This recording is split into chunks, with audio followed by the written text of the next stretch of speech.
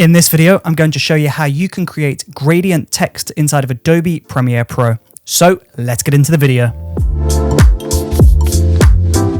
So once you're inside of Adobe Premiere Pro and you have a new sequence created, we're first just going to go to the T icon. So we'll select that, and that is the type tool. Then we'll just go up to our program video, select that, and we'll type out a word or phrase of your choice. Then from there, we're just going to go over into graphics. That's on the left side of Premiere Pro in my example. Select the text layer, and then we're just going to change the font. I'm going to select Monsterrat Black. In order for this gradient effect to really shine through, we want to make sure that the text is big and bold. So we're going to make sure that is increased in scale. So we'll pull that all the way up to around 300 and something. Then we'll center this up. Press this option to center this vertically. And then of course we can see we can change the fill, stroke, background and shadow. But because we're doing gradients, we could ignore all of those for now. Then we'll go down to transform and make sure this is centered, and we'll just budge that down if it's not quite in the center. And there we go. That is our text now completed.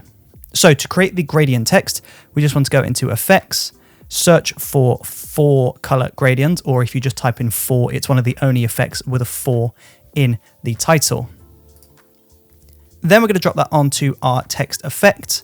And as you can see, we've instantly got gradient text. Really quick, really simple. But if you didn't want to go for this orange and green color scheme, then we can just go into the effect controls window. And if you're not seeing it down here, then it might be up in the graphics. So graphics, vector motion, 4 color gradient. Now, in order to animate this and to change the colors, we are just going to create a new keyframe on point 1, color 1, point 2, color 2, point 3, color 3, point 4, color 4. Then we're going to go ahead and change the colors. So let's go for a blue pink color scheme. So color 1 is going to be blue. Color 2 can be a darker blue.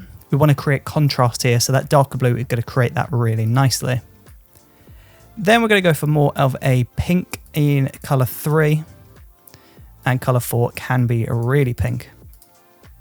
But as you can see, the gradient isn't exactly very strong at the moment, and that is because all of the points are far away from the text.